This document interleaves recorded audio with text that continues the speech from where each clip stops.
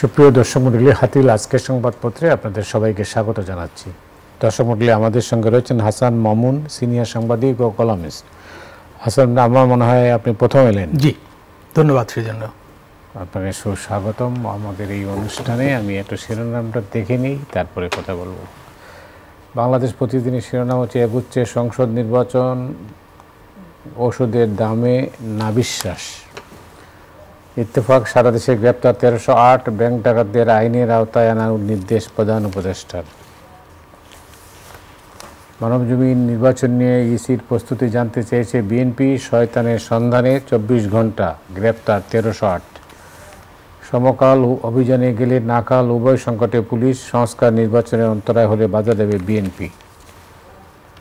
কালের কণ্ঠ, রোজা ঘিরে পর্যাপ্ত পণ্য আমদানি, প্রথম দিনে গ্রেপ্তার 1308। ইনকিলাব আবাসনে বরণ ফাঁদ ড্যাব, জুলাইয়ের শহীদ পরিবারের কয়েকজনের প্রধান উপদেষ্টার সঙ্গে সাক্ষাৎ। কালবেলা, সহজ নিয়মের ফায়দা লুটছে স্বাস্থ্য মাফিয়া, সারা দেশে প্রথম দিনই গ্রেপ্তার সহস্রাধিক। আমার দেশ, দেশের তথ্য প্রযুক্তি খাতের নিয়ন্ত্রণ ভারত ও শেখ পরিবারের হাতে, সেন্ট্রাল কমান্ড সেন্টার চালু। দেশ রূপান্তর, প্রথম দিনই গ্রেপ্তার সহস্রাধিক। সমীক্ষা বইয়ের পেছনে খরচ 136 কোটি। সময়ের আলো, নির্বাচন আদায়ে শর চড়িয়েছে বিএনপি, ঢুকছে শিল্প কারখানা। দিনকাল, গণদাবি ও নির্বাচন নিয়ে রাজপথে সরব হচ্ছে বিএনপি, গুলশানে টিউলিপের বিলাসবহুল ফ্ল্যাটের খোঁজ। করতোয়া ডেভিল হান্ট অভিযানে সহস্রাধিক গ্রেপ্তার, নির্বাচন নিয়ে তৎপর BNP. The business standard, government sees macro economy stable now. Devil হান্টের অভিযান, অপারেশন ডেভিল হান্ট। জি, তো সেটাতে আপনার যেটা বাংলায় করলে দাঁড়ায় যে শয়তানের সন্ধান। জি, শয়তানের সন্ধানে 1308 জন গ্রেপ্তার প্রথম দিনই। আপনার কি মনে হয় যে আপনি কি এইটার এর থেকে আমরা কি বেনিফিট পেতে যাচ্ছি? ধন্যবাদ মতি ভাই। সরকারের কিন্তু 6 মাস পেরিয়ে গেছে, অন্তর্বর্তী সরকারের। অন্তর্বর্তী সরকারের 6 মাস কিন্তু দীর্ঘ সময়, কারণ এই সরকার দীর্ঘ সময়ের জন্য আসেনি। যদিও প্রথম দিকে প্রত্যাশা ছিল যে দীর্ঘ সময়ের জন্য এই সরকার থাকুক এবং প্রয়োজনীয় সব রকম সংস্কার করুক, করে রাজনীতি অর্থনীতিকে শৃঙ্খল মুক্ত করুক, স্থিতিশীল করুক ইত্যাদি, যাতে আমাদের আগামীর পথ চলাটা সুগম হয়। কিন্তু এই সরকার 6 মাসে মানে মূল ক্ষেত্রে প্রত্যাশার জায়গাগুলোতে তেমন সাফল্য দেখাতে পারেনি। এটা হচ্ছে আমার অবজারভেশন। এর মধ্যে আইন শৃঙ্খলা পরিস্থিতিও আছে। তো আইন শৃঙ্খলা পরিস্থিতি যে ভালো হয়নি, এটার কিন্তু একটা স্বীকৃতি হচ্ছে এই অভিযান। পুলিশকে সক্রিয় করা যায়নি 6 মাসেও। পুলিশ এখনও নিষ্ক্রিয়, মনোবলহীন। এমনকি পুলিশের পোশাক পরিবর্তন করতেও কিন্তু সরকার দীর্ঘ সময় নিয়ে ফেলেছে, এবং সেটা নিয়েও অনেক বিতর্ক। পোশাকটা অনেকের পছন্দ হয়নি।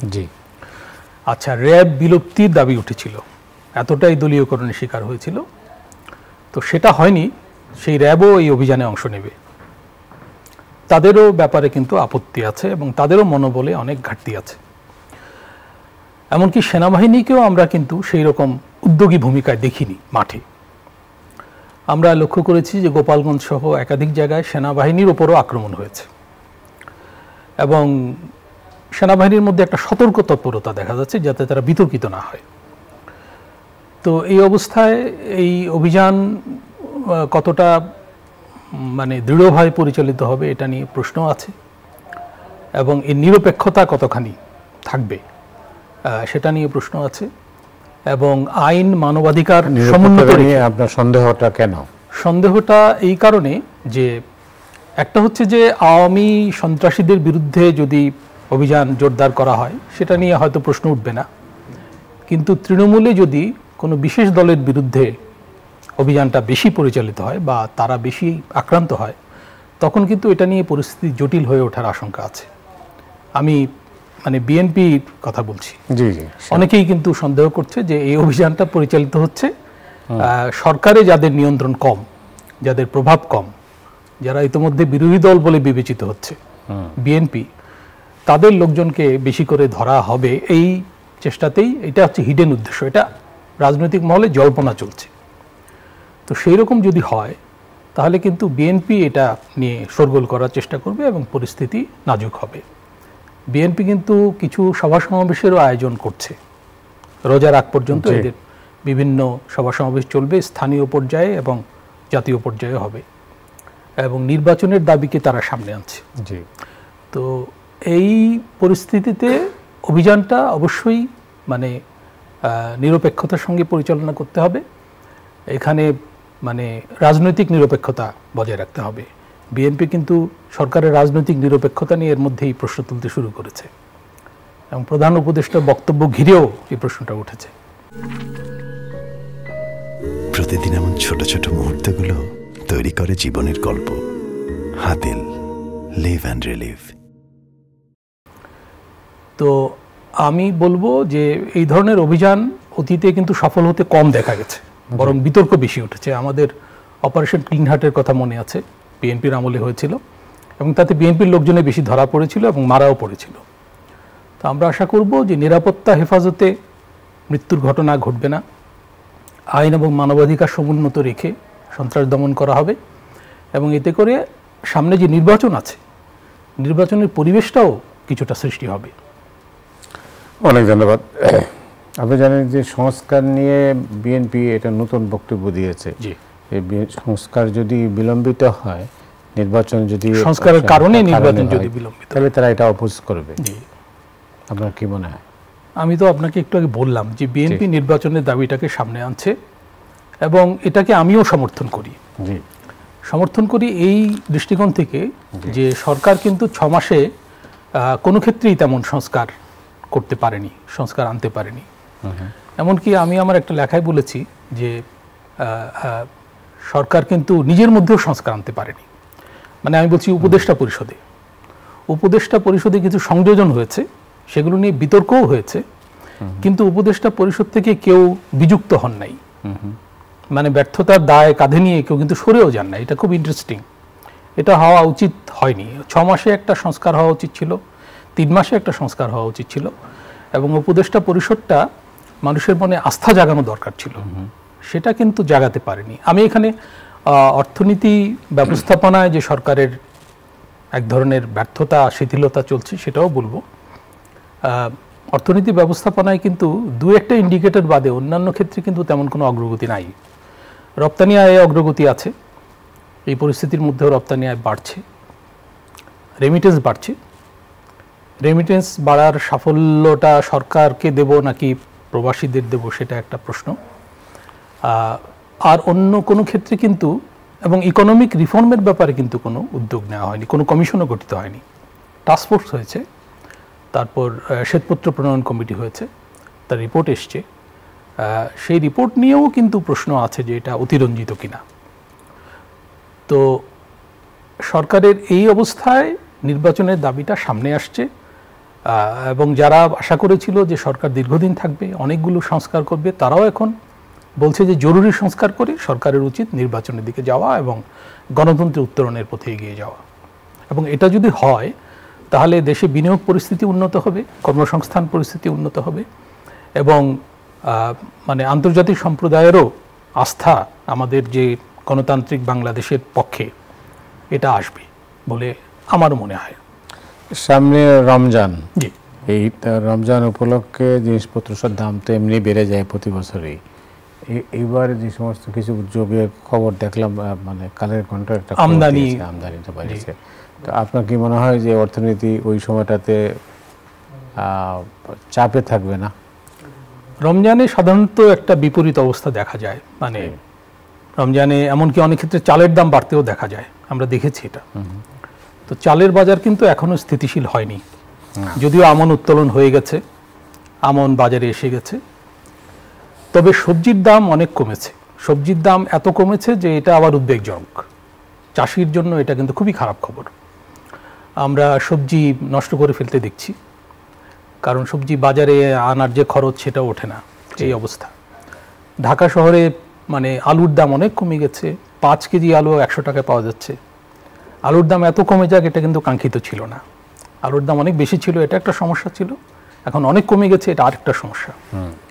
তো এই যে কাঁচা পণ্যের ক্ষেত্রে এই ঝামেলাটা আছে, এখানে সাপ্লাই চেইন মেরামতের ব্যাপার আছে, তারপরে স্টোরেজ সমস্যার বিষয় আছে। আমরা কিন্তু আলু বাদে আর কোনো সবজি স্টোর করি না, এটা একটা বিরাট সমস্যা। আমরা চাল স্টোর করি, গম করি, আলু করি। আমার মনে হয় যে এই যে স্টোরেজ মানে সংরক্ষণ, এইদিকে এই সরকারের মনোযোগী হওয়া উচিত ছিল। মানে এই সরকার একটা ফুটপ্রিন্ট রেখে যেতে পারতো, যে কারণ এই সমস্যাটা বারবার দেখা দেয়। আমরা কিন্তু দেখব যে রমজানে আবার সবজির দাম বেড়ে যাচ্ছে, এটা হবে 1 মাস পরেই হবে। তো এখানে আপনি বলছিলেন যে আমদানি পরিস্থিতি ভালো দেখা যাচ্ছে, কিন্তু এটার প্রভাব বাজারে পড়ছে না। যেমন সয়াবিন আমদানির কথা বলবো, সয়াবিন আমদানি বেড়েছে কিন্তু সয়াবিন তেল বাজারে পাওয়া যাচ্ছে না। এবং এই জায়গাটায় মনে হয় একটা মানে বড় বড় প্রতিষ্ঠানে একটা কারসাজির কথা যেটা শোনা যাচ্ছে, সেটা ইনভেস্টিগেট করে দেখা উচিত যে কেন সয়াবিন তেল বাজারে পাওয়া যাচ্ছে না। এবং এটা কয়েক মাস ধরে এই সমস্যাটা চলছে। সয়াবিন তেলের দাম বাড়ানো হয়েছে, তারপরে বোধহয় আরও বাড়ানোর একটা চেষ্টা আছে। তো এই চেষ্টাগুলো তো আগের সরকারের মতোই চলছে, এই জন্য মানুষের মধ্যে বাজার নিয়ে হতাশা আছে। তো আমরা দেখতে চাবো যে আগামী রমজানে পরিস্থিতিটা একটু ইতিবাচক থাকবে। আমি এখানে বলবো যে সরকার কিন্তু অনেক আগে উদ্যোগী হয়েছে, যেমন অনেক পণ্যে কর শুল্ক প্রত্যাহার করেছে, চাল সহ, আমদানি যাতে উৎসাহিত হয়, এবং সেজন্য আমদানি বেড়েছেও। আমরা দেখতে চাবো যে এটার প্রভাব যেন বাজারে পড়ে।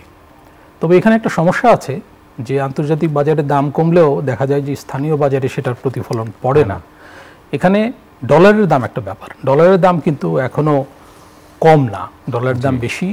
এটা স্টেবিলাইজ করার একটা চেষ্টা চলছে, কিন্তু ডলারের দাম স্টেবিলাইজড হচ্ছে না। তো ডলারের দাম বেশি থাকলে অবশ্যই আমদানি ব্যয় বাড়বে এবং বাজারে এটার মানে সুফল পাওয়া যাবে না।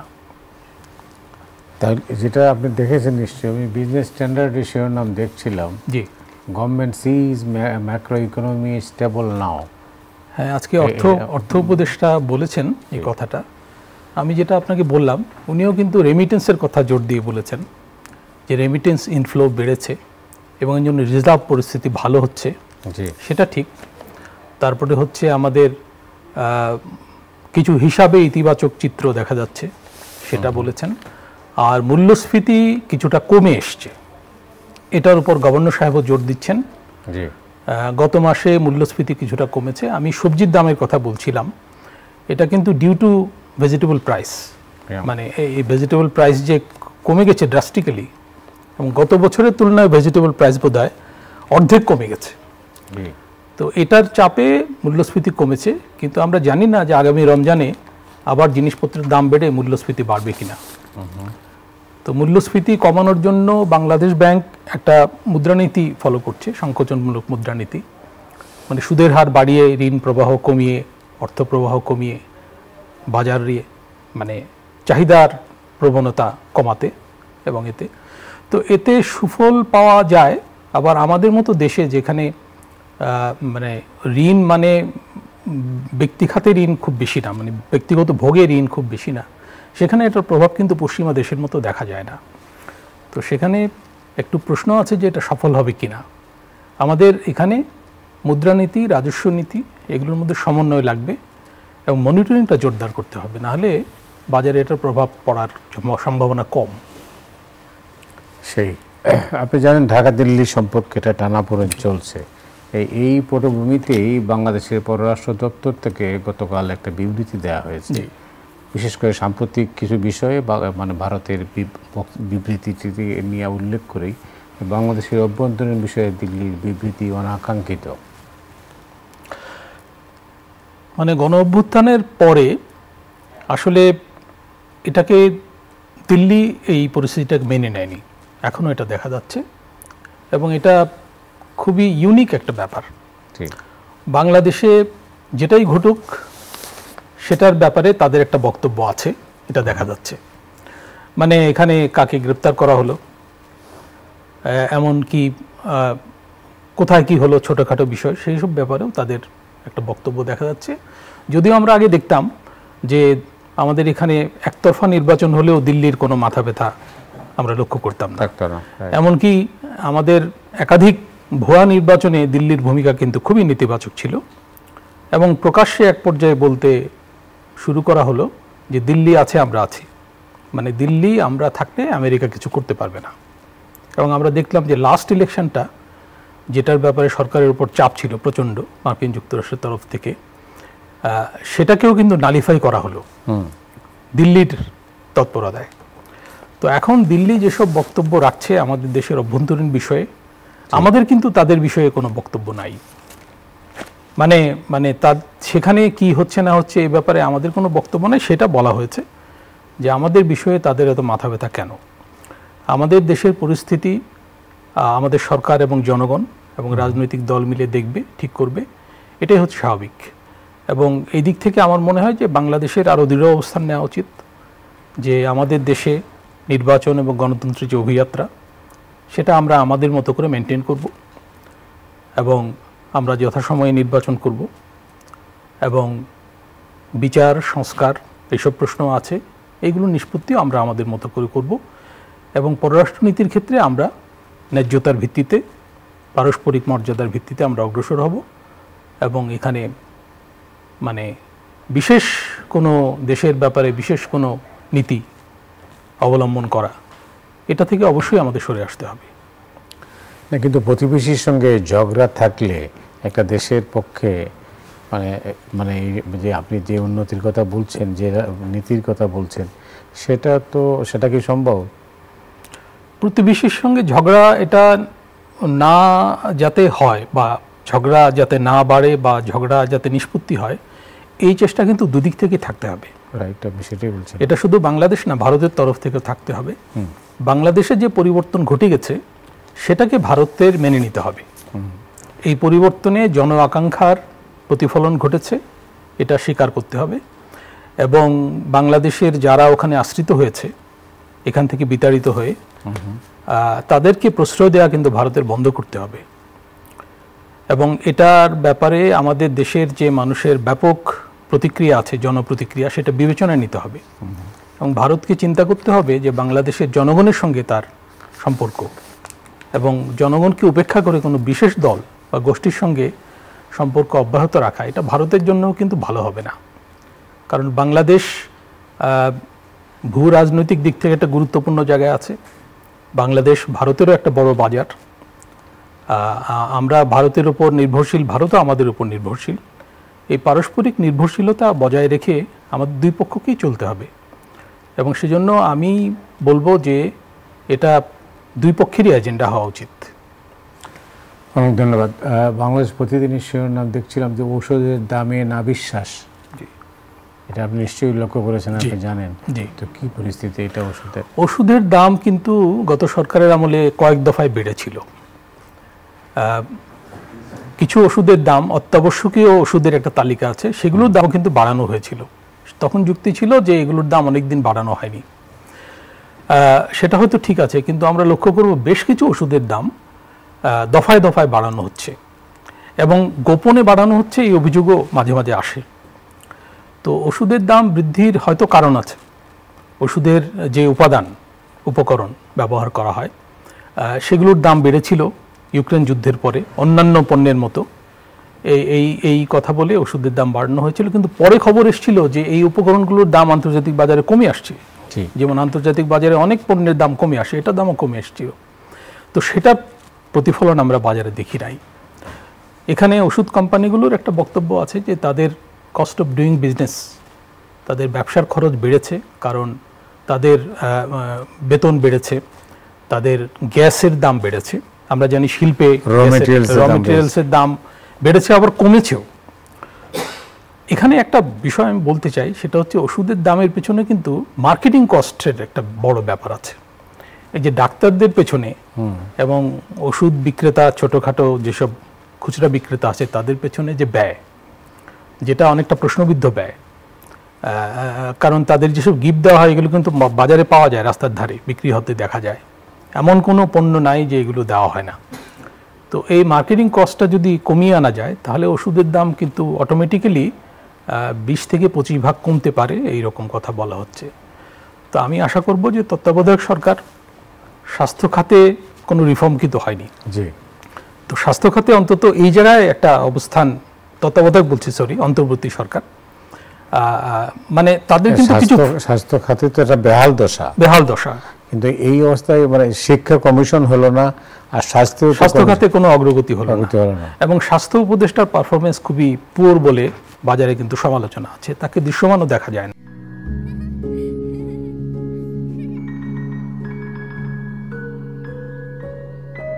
প্রতিদিন এমন ছোট ছোট মুহূর্তগুলো তৈরি করে জীবনের গল্প। Hatil, live and relive. শিক্ষা এবং স্বাস্থ্য খাত আপনি ঠিকই বলেছেন, দুটোই কিন্তু সংকটে, এবং শিক্ষা খাতে হয়তো কিছু করার ক্ষেত্রে নীতিগত প্রশ্ন আছে, সেখানে সবাই একমত হবে না, বিতর্ক চলবে, সেখানে হাত দেওয়া হয়তো ঠিক না, কিন্তু স্বাস্থ্য খাতে তো কিছু করা, যেমন আমি মনে করি ওষুধের দাম, এই জায়গাটায় গভর্নমেন্টের একটা পদক্ষেপ থাকা উচিত, ফুটপ্রিন্ট থাকা উচিত। আমি মতি ভাই এখানে বলতে চাই, মাঝে যে ভ্যাট বাড়ানো হলো বেশ কিছু শতাধিক পণ্যে, তখন কিন্তু ওষুধের উপরও ভ্যাট আরোপ করা হয়েছিল, পরে সমালোচনার মুখে এটা প্রত্যাহার করা হয়, এবং আমি বুঝলাম না যে এটা এত অসংবেদনশীল কেন। তারা কি জানেন না যে ওষুধের দাম এমনিতে বেড়েছে, এবং বাংলাদেশে ডায়াবেটিস রোগী কত, হার্টের রোগী কত, বাংলাদেশে ক্যান্সারে আক্রান্ত রোগী কত, এবং ব্যথার সমস্যায় জর্জরিত মানুষ কত।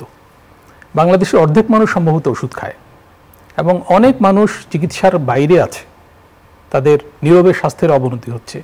তো ওষুধের দাম বাড়লে তো অনেকে ওষুধ কাটছাট করে খেতে শুরু করবে, এবং তখন একটা স্বাস্থ্য সমস্যাও তৈরি হবে।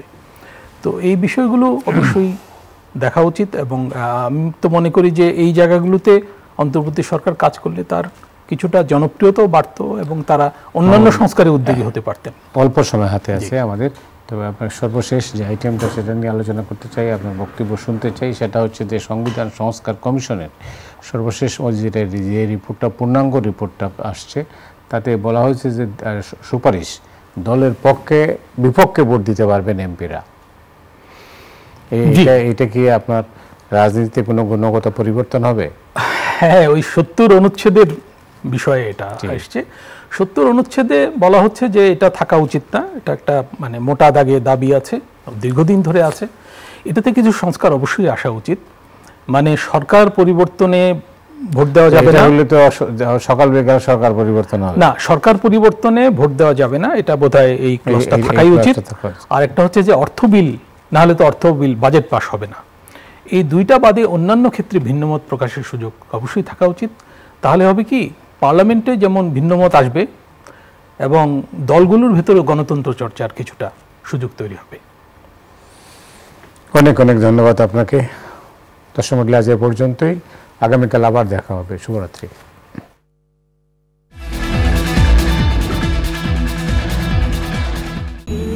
বসন্তের মায়া।